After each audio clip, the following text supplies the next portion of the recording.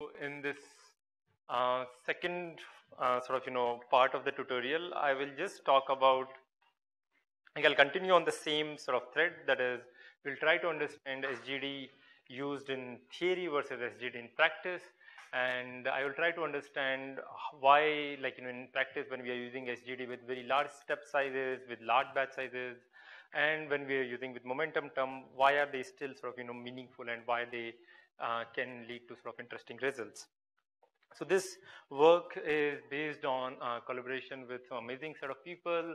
Shyam Kakade from University of Washington, actually he's now at MSR New York Lab.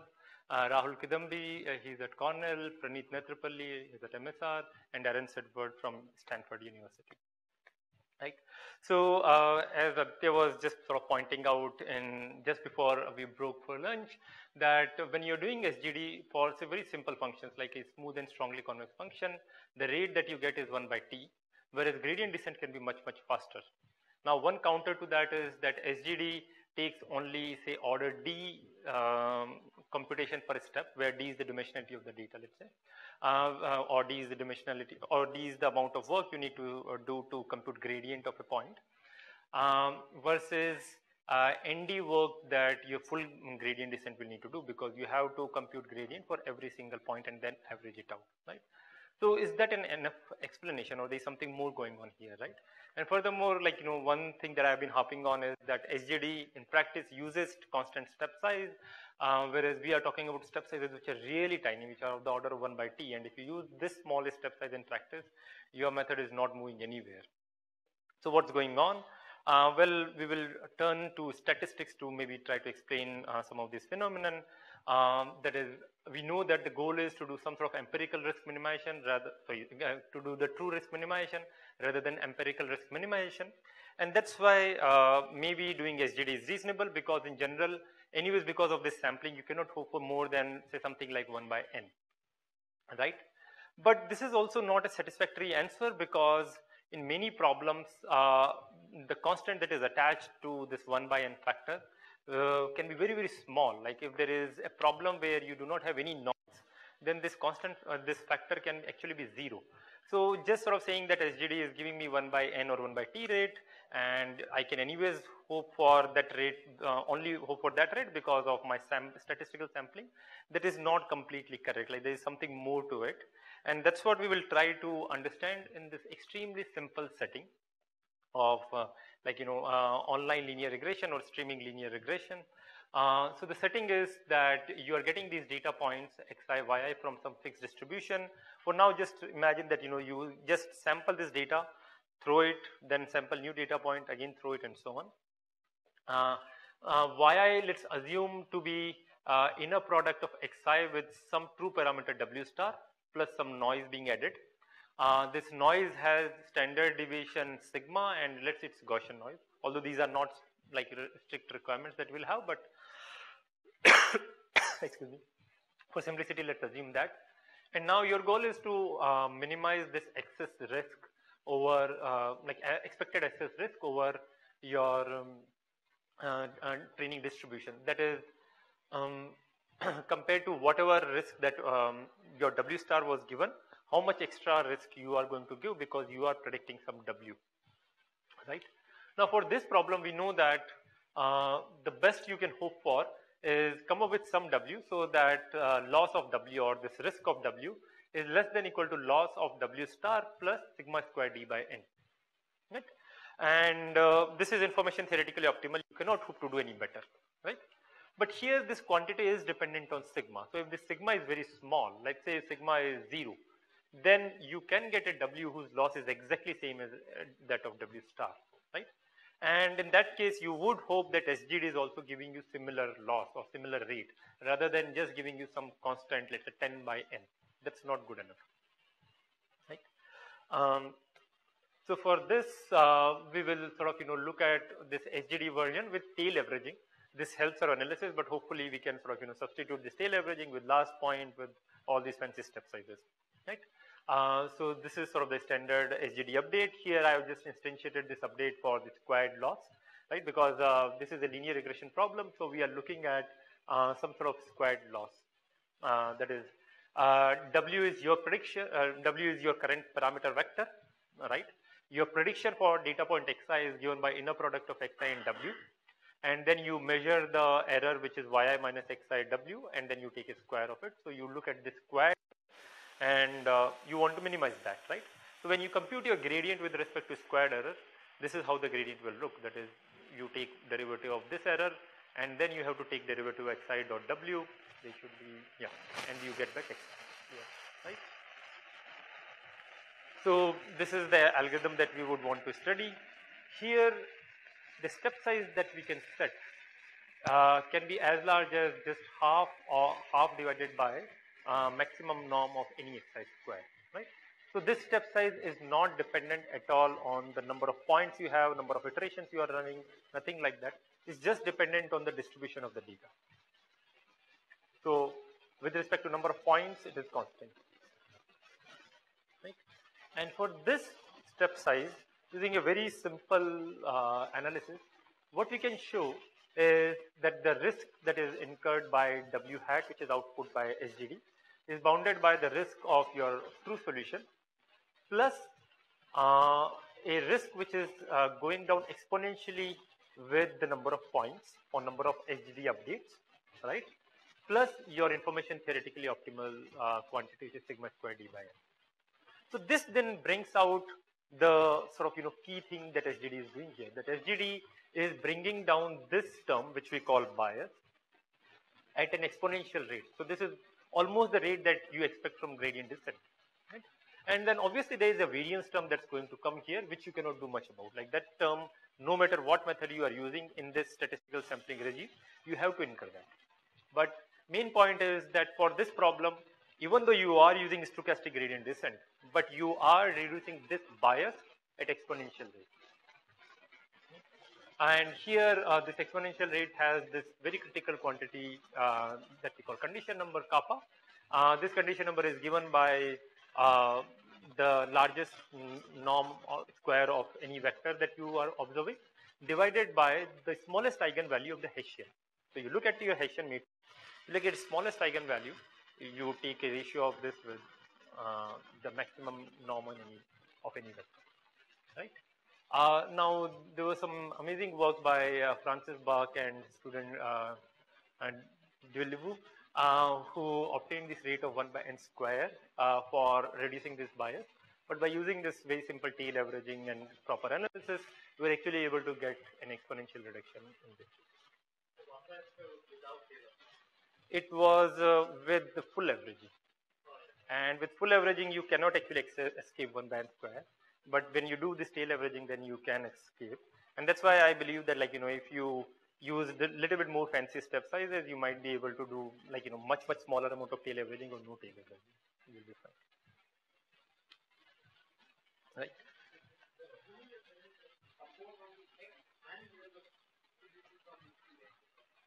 Yes.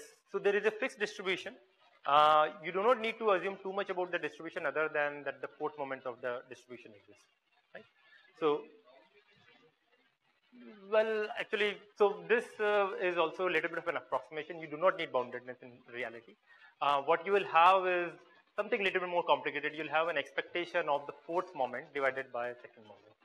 So it can be avoided, but yeah, just to simplify it, I just assume that. But in general, if you want to do the full analysis, you just need assumption that the fourth moment exists. Any other questions? All right. So here again, I want to sort of reiterate that we are using constant step size, and for this constant step size, at least one term of your error, like the bias term, is going down very fast, which is very similar to what you would expect from, say, standard gradient descent, right?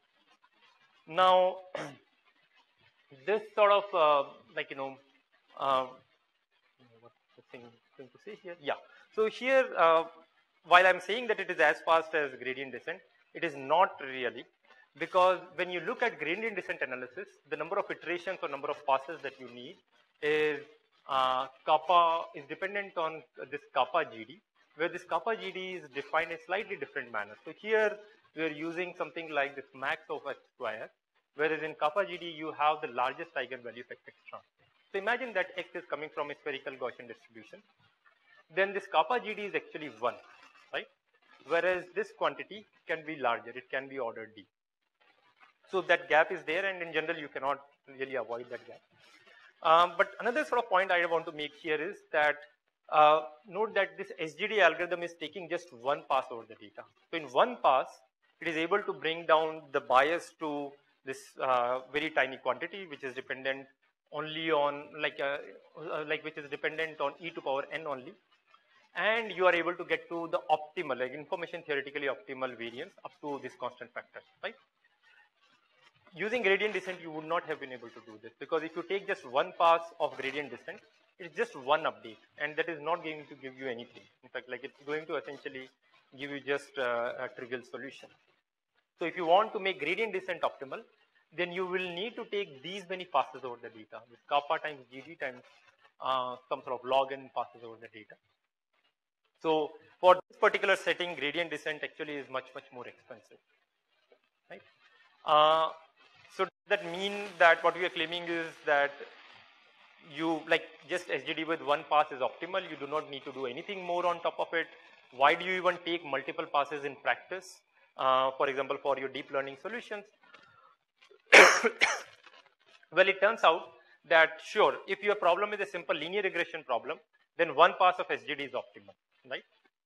But if the problem is more complicated, let's say if you are solving a problem which is about, say, logistic regression, or the function is even more complex than a logistic regression function, then using multiple passes is needed. Multiple passes is important. So there is this, again, very nice work from Francis Bach's team to show that if, let's say, if your dimensionality is very large, which is similar to like doing very high dimensional kernel regression with, say, logistic functions, etc., you will need to take multiple passes to get this information theoretically optimal solution. But for linear regression, one pass of SGD is enough, and it is giving you very good sort of reduction in bias. This is assuming n is strictly larger than this. Like as long as n is maybe some constant times d. Any questions? All right. So now let's now also let's look at what is the effect of mini batching in this setting. That if I take a batch of points, what happens, right? So mini batching is like the algorithm is extremely simple. Let's say now I will run this algorithm for n by b batches. That is, I'm getting n points. I will divide it into batches of size b. So I will have total n by b batches. And in each batch, I will just do my SGD with this particular batch. So with a mini batch SGD, and then let's say we do this tail averaging, right? So now one question is that how large a batch size can we afford, right?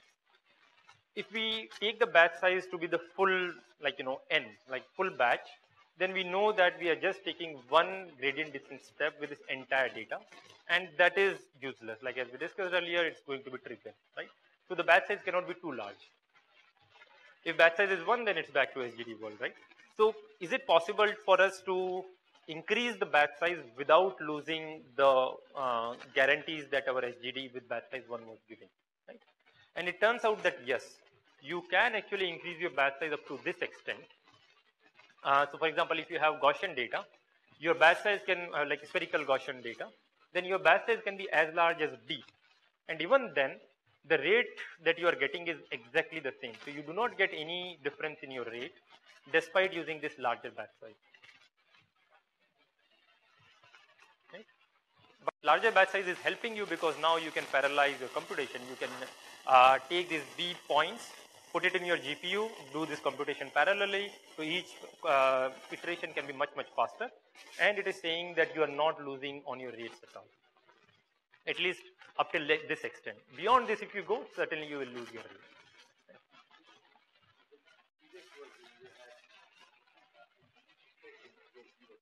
B was 1.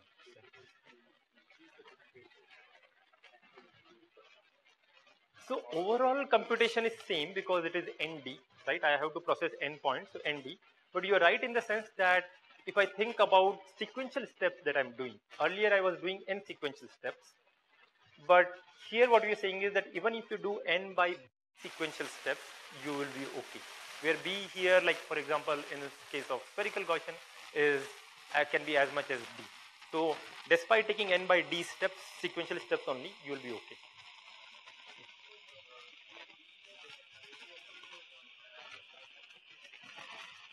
Both are same, right? Because this is a linear regression problem. So it is inner product of xi and w. So these limits will be both of them. Any other questions?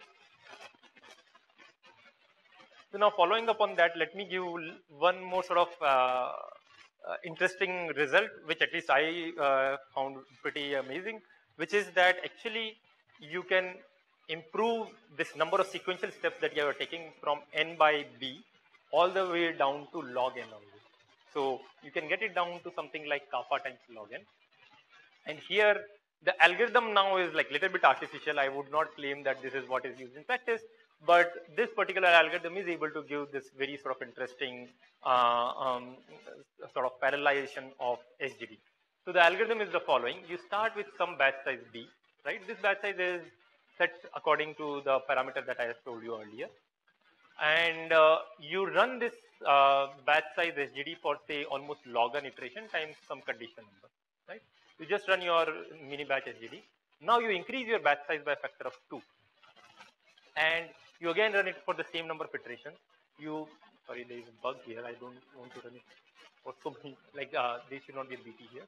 You run it again for the same number of iterations. So you're processing more points in the next epoch. And then again you increase your batch size by a factor of 2. Again you run your SGD for same number of iteration and so on. So you're processing more and more data point towards the end, right? And then finally you just take some sort of tail averaging. So here the total number of sequential updates that you are doing is only log n times kappa, or log square n times kappa. So you have decreased the number of updates that you are doing from order n all the way to log square n, right? But the rate that you are getting is still exactly the same. That is, you will get almost the same rate, but with only these much sequential processing, like log n or log square n sequential updates, which means that now if suppose you had n by kappa GD processor, you could actually parallelize your SGD on those many processors simultaneously. That is, compute your batch gradient descent on these n by kappa GD processors and just run the whole thing just log n time, and you will get to a solution where your bias is exponentially small and you have optimal variance. You are not compromising the variance or bias. Just like it's not like it's just for simplicity. You can have it to be 0.9n or even smaller. So far, at least the existing analysis requires, if we, as I was saying earlier, that if we use little bit more fancy step size, we might be able to do something. Is this result clear? All right, so let me just recap of what we have seen so far. So what we are saying is that suppose for the stochastic approximation setting, if you do SGD, then overall, like, your rate of convergence in some sense looks like kappa log 1 or epsilon. This rate of convergence, what I mean is like a rate of convergence for your bias term. This is how it sort of looks.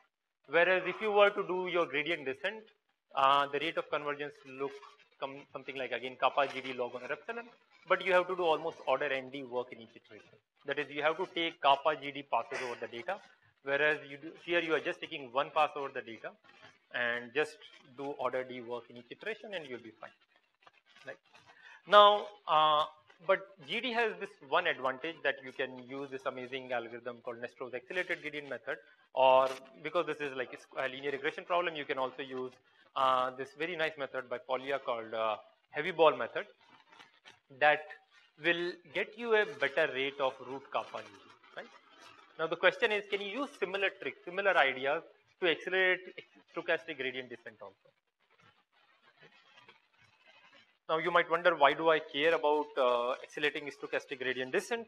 Well, if you look at any standard package, let's say PyTorch, TensorFlow, there in fact just the stochastic gradient descent method already comes with momentum terms, or this heavy ball method, or like some sort of acceleration terms are already embedded in them. So people do observe in practice that these acceleration techniques are useful. They are giving us faster convergence. But So far, we do not understand how to use them. Can these, can you even accelerate SGD properly at all in these settings? If yes, do these existing algorithms work or not? We do not have any understanding about it. And that's why we will study it in, again, this very simple setting of linear regression. And in fact, here, for the purpose of this talk, I will consider a special case where you do not even have any noise. So y is equal to just x dot w star, suppose, for now. The results extend when you have noise, but for now, let's assume that you do not even have any noise. Right? So here, as I mentioned, that in general, there is absolutely no understanding of stochastic accelerated gradient descent methods. In fact, if anything, only negative results are known for these methods in general. So, for example, there was a result by Alex Depramont in 2008 where he showed that if you are doing like accelerated gradient descent, but if your gradient is not exact, if your gradient has some small error, right, then the algorithm might not even converge. Although granted that that error was not uniform, like it was not random, or it was not the mean zero. It was very carefully planted, but still, if you have even small perturbations, what this result showed was that this accelerated gradient descent methods can be very, very fragile, right? Now, on the other hand, there was some work by Gadimi and Lan, which showed that you can indeed perturb your gradients in accelerated gradient descent to get to good convergence rate. But there, the perturbation that you have is not really what you will see in your standard ML settings. That is, there the perturbation of your gradient looks something like this. Like if your gradient G that you are using to update your accelerated gradient descent method looks something like grad of f plus say sigma m0r. If you have spherical Gaussian noise or zero mean noise added to your gradient, then this result by Gadimi-Lan shows that yes, accelerated gradient descent methods will converge, they will give you good rates. But note that in stochastic gradient descent that we are talking about, this case does not arise, right? Because in our case, G is given by grad of some function I of W, which means that this condition does not hold true. Like you do not have an additive error. You, in fact, in some sense have some sort of multiplicative error, right? And that's why, like, these existing techniques do not work. In fact, in general, like this problem is very challenging because in some sense your optimization is meeting statistic here because we are observing data points one at a time. So we have to observe enough points to be able to say anything anyways. Like, even information theoretically, you might not be able to say things or show faster rate of convergence. So you have to sort of carefully combine optimization and statistics for this analysis. So let's do that one by one. So I'll break down the remaining part of the talk in terms of 4 questions. The question number 1 is that is it possible to do any acceleration in this stochastic gradient descent framework? That is, can we get this kappa that was there in the bias term, can you get it down to root kappa, right? Which means that you are decreasing your bias term at much faster rate. In general, the answer is no. The question is then, are there any sort of situations where this sort of improvement is possible? What we show is that yes, this improvement is possible, but in certain settings only, or for certain distributions only. Then the question is, do existing algorithms actually achieve this improvement? And the surprising thing is that no, like existing algorithms, by that what I mean is, like if you just look at some sort of stochastic version of heavy ball method or some sort of a stochastic version of Nestro's accelerated gradient descent method, they do not really perform any better than SGD. And that was quite surprising to us. So does that mean that there does not exist any algorithm that can get improvement? That's also not true. We can design some algorithm, again based on some version of accelerated gradient descent, which will be able to get you improvements, right? So let's go over these questions one by one. So as I mentioned that the setting that we are considering is noiseless. Suppose y is equal to x transpose w star. We know that SGD converges at rate of kappa log 1 or epsilon. Here there is no noise.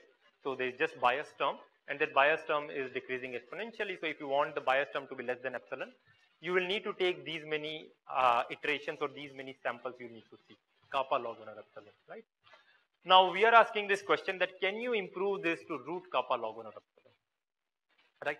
So let's consider one particular distribution, right? So suppose x, my data x is just two-dimensional, right? And it is bimodal. That is, I observe 1, 0 with probability 0.9999, and I observe 0, 1 with probability 10 to the minus 4. Right? It's two-dimensional. Either I observe 1, 0, like either my x is 1, 0 or 0, 1, and the probabilities are very imbalanced, right? And now y is given by x1 w1 plus x2 w2, right? Which means that y is equal to w1 with probability 1 minus 10 to the minus 4, and y is equal to w2 with probability 10 to the minus 4, right? So now in this case, if you compute the condition number, it turns out to be 10 to the power 4. Right? So now if you are expecting some sort of acceleration, let's say if you want to solve this problem in root kappa iteration, that means that just by looking at 100 samples, we should be able to find out both W1 and W2. Then only we can claim that, right? That we can claim that my bias will go to 0, there is no bias with just 100 samples, right? But that is not possible at all, right? Because in 100 samples, the chances that I'm going to look at this second coordinate at all is very, very small. The probability of this, vector being 0, 1 itself is 10 to the power minus 4. So in general, I will need at least 10 to the power 4 samples to even see W2, and that's why I will take at least 10 to the power 4 samples to figure out what's the value of W1 and what's the value of W2. So root kappa is not possible.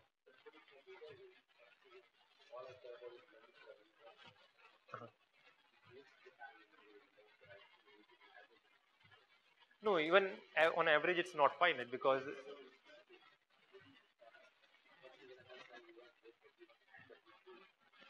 no, I am interested in just the general risk, right? But the risk also has terms like this. It will have P1 or let's say P times W minus W1 square.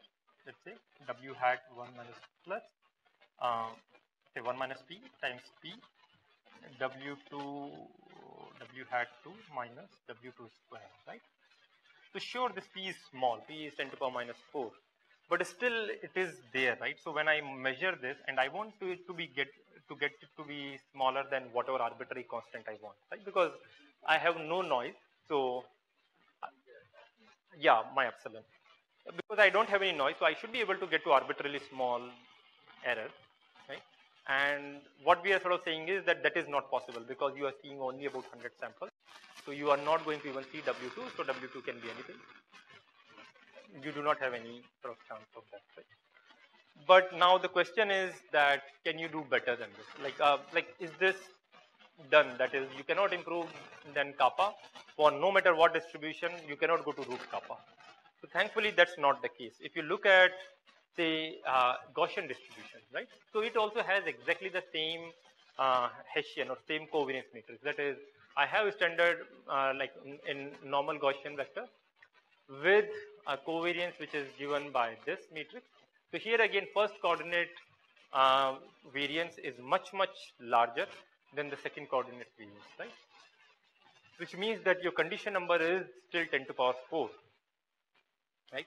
But when you take only 2 samples, you know that because it's Gaussian data, already xi transpose, summation over I xi transpose is invertible, even with n is equal to 2.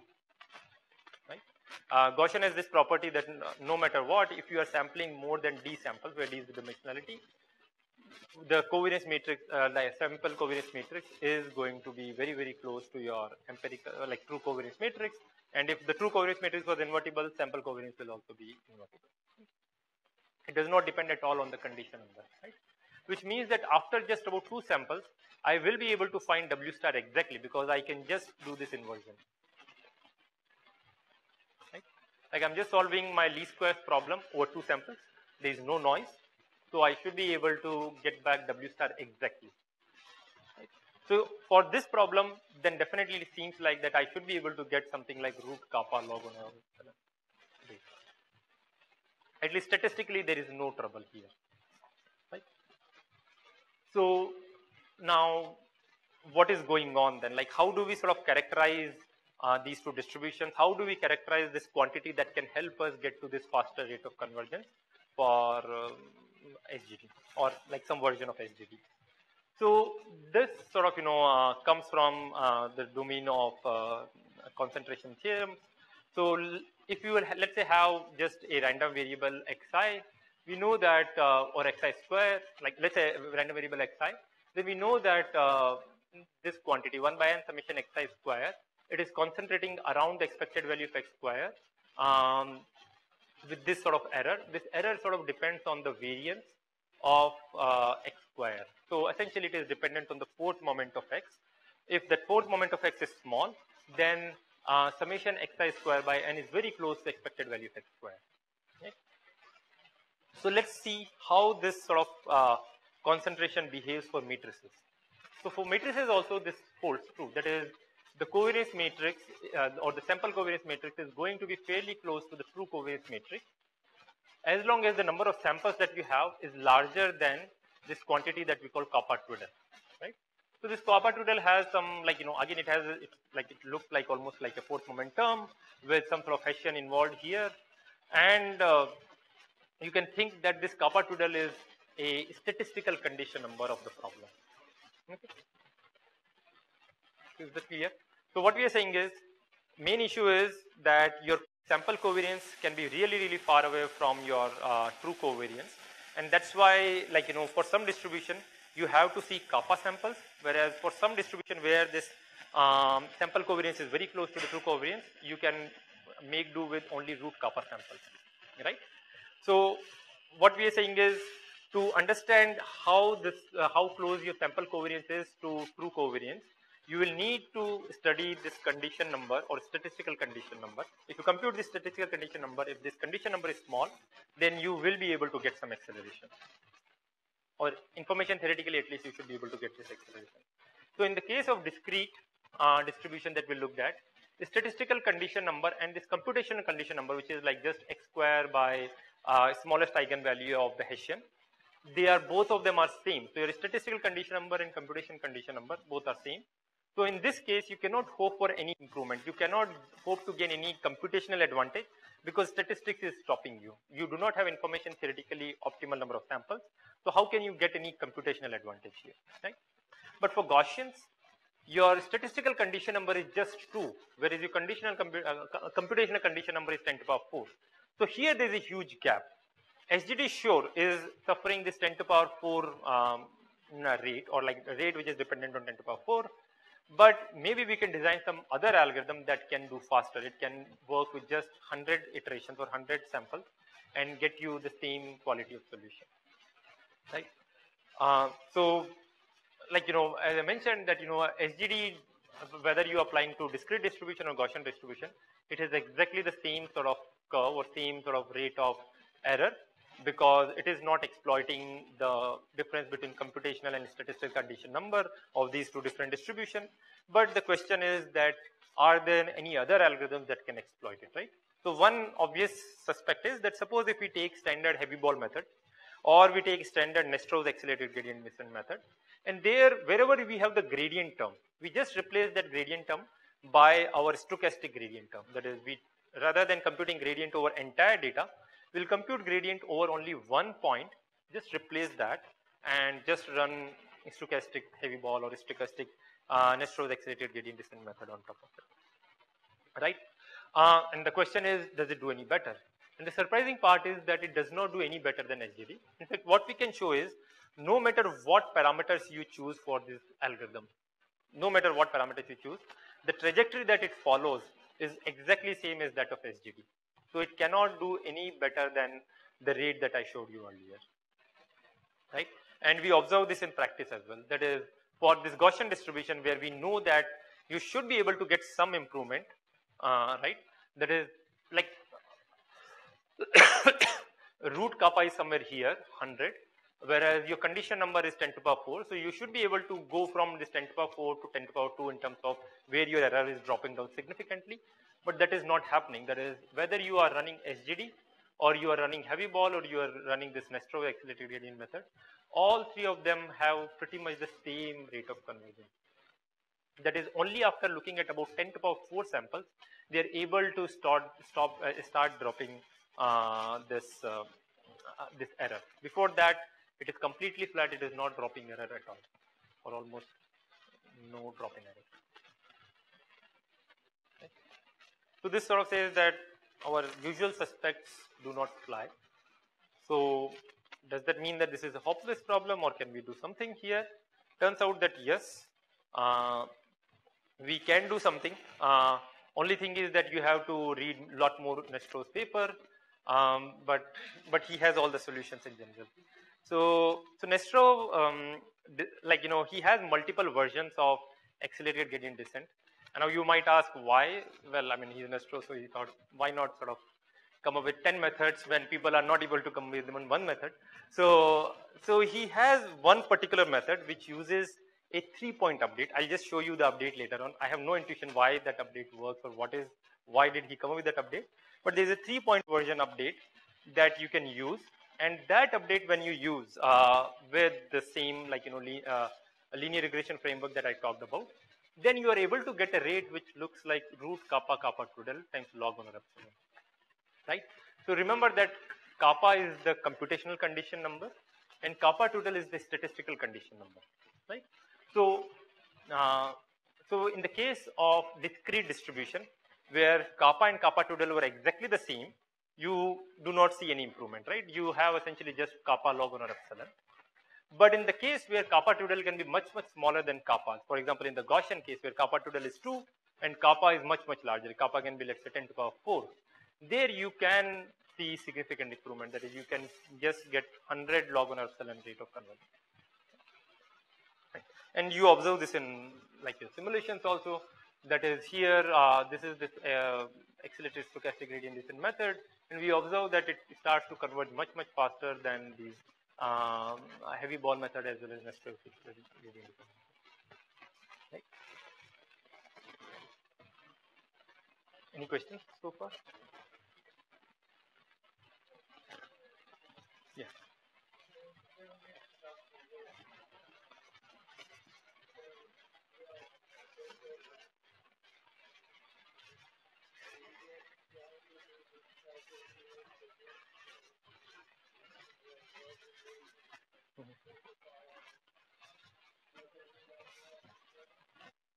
So for the stochastic setting, people have started to look at some analogs of Newton methods. That is, they sketch or they come up with some sort of approximation for your Newton steps also. That is, you look at your covariance matrix or Hessian matrix and try to approximate it and use that to do the updates. In this linear regression setting, they do not give any improvement, but they do give improvement when your loss function is somewhat different. So let's say if your loss function, rather than being just this least squares, that is, rather than yi minus xi dot w square, if your loss function is something different, let's say it is say logistic loss between yi and xi dot w, there again not everywhere, but in certain regime, this sketching of Newton method does give you improvement. That is, what happens is that like far apart, you should probably do just SDD. But when you are very close to your optima, right, where the problem looks somewhat like nice, like it's almost like a quadratic problem, there you can use this Newton type of update, and you can show that you can converge much faster. But in general, like if you are not interested in going to, so like one sort of significant advantage, excuse me, of these methods is that the storage that you need to keep in your memory is just order D. You are just storing 1 point or a few points at each step, right? Whereas if you want to go to these Newton style methods, you immediately have to go to order D square, which becomes very slow. Like in terms of practical importance, I don't know, like it has its limitation. And another sort of thing which is well known is that at least in standard deterministic optimization, if you are doing quasi-Newton or like any approximation to Newton to ensure that you are just using first order oracle, the oracle complexity of that or the rate of convergence of that cannot be any better than this root kappa log 1 or epsilon that is given by Nestro's accelerated gradient method. So there is not much of a reason to use it there.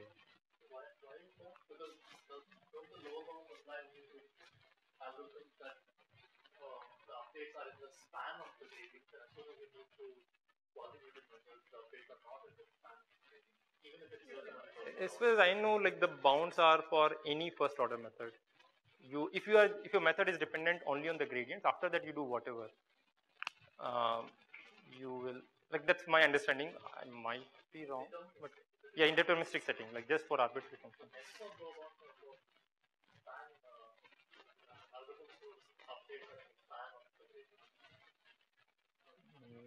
I thought they were for everything, but let me check that. But yeah, like that's, let me sort of, retract a little bit there. I'm not 100% sure, but all right. Any other questions? All right, so let's just look at the algorithm now. I'll just sort of, like a priori say that I do not understand this algorithm a whole lot, but this is how it works. So what you do is you take your standard stochastic gradient descent step, right? Here the step size that you're using, your standard stochastic gradient descent step size that we talked about earlier, which looks something like, say, maximum norm of the vector, like 1 by maximum norm of the vector, like almost of that size, right?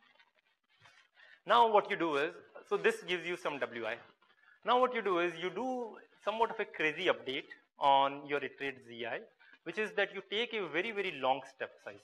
Here this 1 by lambda min rather than 1 by lambda max is what you're using, right? So this is a very, very crazy long step that you take. If you are just taking this step and doing nothing else, this will diverge immediately, right? But what you do some sort of discounting. That is, you go to a Vi, which is a discount of your very long step and your existing point, right? And then you set your Zi in similar way to what you do in your standard accelerated gradient descent method. That is, you set it to be a convex combination of W and Vi. So here we are using 3 iterates. That is, we have Wi, Zi, and Vi. And if you do it only for deterministic setting, that is, if you replace all these approximate gradients or stochastic gradients with deterministic gradients, then actually this version reduces exactly to the more popular version of Nextrov's accelerated gradient method. But for some reason, like for the stochastic gradients, it is like they are very, very different. Their behavior is very different. And as I said, that beyond the proof, we do not have much more understanding of what's going on here. But now the bottom line is that once you use this algorithm and after n points, you are able to get a W hat such that this bias is decreasing at rate of root kappa kappa twiddle times n. Actually, this should be in denominator. Again, a typo, sorry. Plus your optimal information theoretic. So information theoretically optimal variance.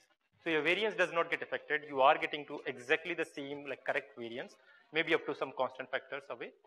But your bias is now decreasing at a faster rate. Rather than it being decreasing at rate of n by kappa, you are decreasing it now at a rate of n by root kappa times root kappa twiddle. So if kappa is much smaller, root kappa twiddle is much smaller than kappa, you can get significant improvement.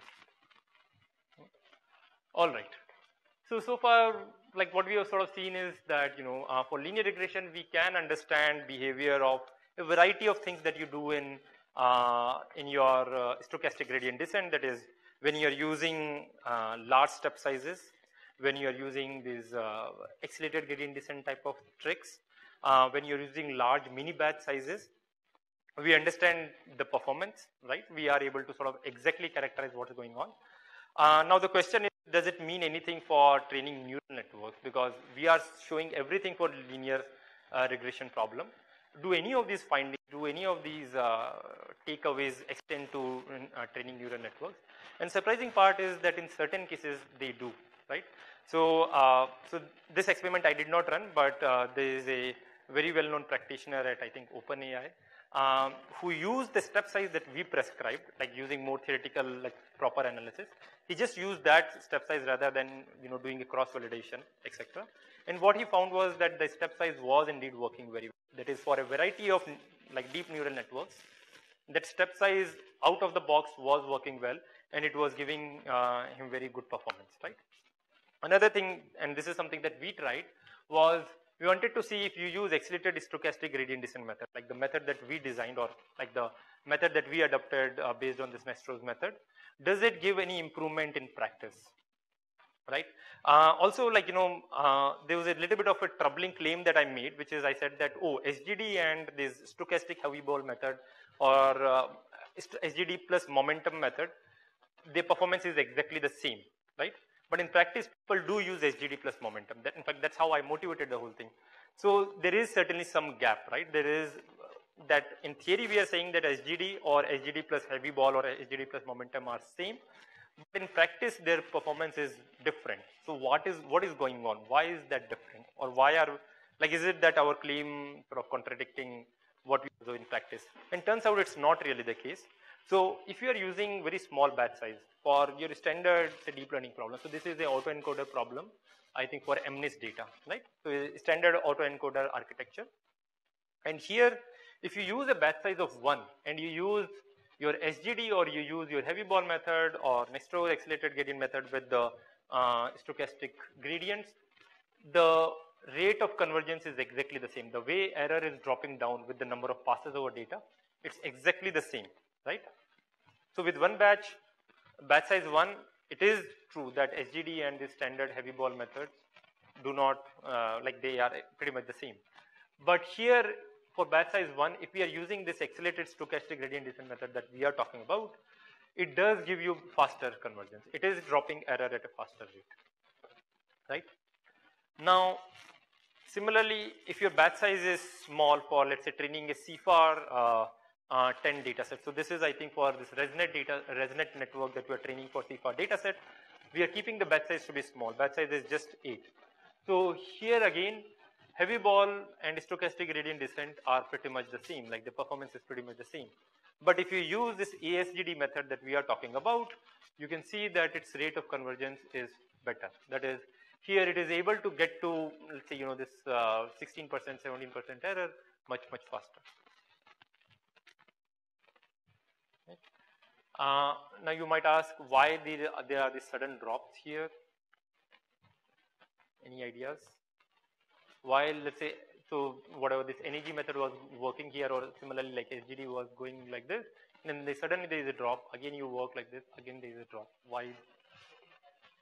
No. They use some heuristic for using set size that plateaus and they half the set size. Precisely. So what happens here is that as soon as your loss starts to plateau out, you drop your step size, and because you're dropping your step size, you're decreasing your variance, and that immediately gives you some lift in your error and so on. But irrespective of that, like if you're just looking for like this one constant step size, you can see that ASGD is able to do much better. Then you again half for both of them, and the same trend happens. So asymptotically, at least so far, we have not been able to see if this method works better or not. Like it doesn't seem to perform much better asymptotically. But in the initial phase, when you want to get to, say, some reasonable error so that you can do your parameter tuning, at least in that case, this method is performing better. And in fact, we are able to observe this gap even for batch size of 128, right? But beyond this batch size, let's say if you start using batch sizes which are much bigger, let's say 256 or 512, then actually like even though your stochastic heavy ball method is stochastic, but when your batch size is 256 or 512, you are doing such a big averaging that it is almost a deterministic method. And because of that, you are back in your deterministic optimization setting, and there we know that momentum methods or like this accelerated gradient methods are known to be better than your standard gradient descent method. So there it's fine, like there the improvement is there and it's explainable. But when you want to work with much smaller batch sizes, then you have to resort to techniques like this ASGD method rather than just using heavy ball or standard Nestor's accelerated method. All right. So just to recap, if you sort of look at deterministic case, that is, if you look at your standard gradient descent method, the rate of convergence that you get are something like kappa log 1 epsilon, root kappa log 1 epsilon. I should mention that this rate of this definition of this kappa is somewhat different. These algorithms will take order ND time in each iteration. Using SGD itself, you can get similar rates, that is kappa log 1 epsilon, root kappa to the log 1 epsilon. And SGD is taking, or this variance of SGD is taking only order D time per step. On top of that, if you use mini batching, you can increase your parallelization significantly without hurting your rates or without hurting your variance significantly. All right, so that's all I have. So in general, like, we are sort of able to see these things work well for, say, stochastic, like for linear regression type of setting. But we do believe that these findings are useful for even training deep neural networks, etc. We are seeing some sort of settings where our observations are holding true, but we believe that a lot more needs to be done. A lot more sort of careful analysis of SGD for these deep networks needs to be done, so that we understand what type of solutions they are going to, why certain tricks work, why certain tricks do not work. A lot more needs to be done. So,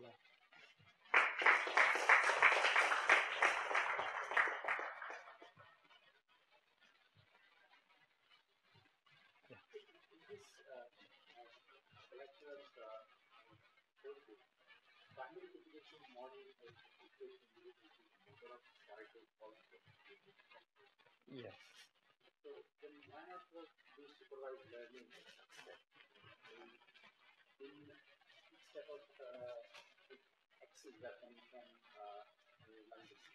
Mhm.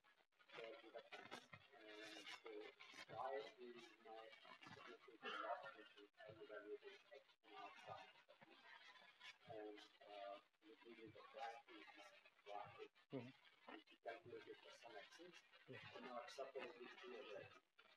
Okay.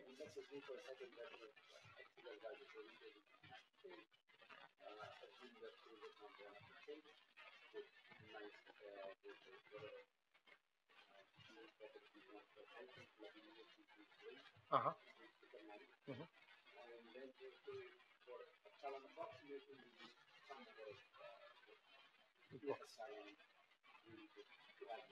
Mhm.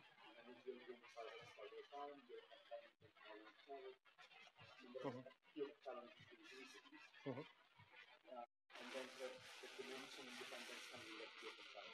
Okay. Mhm.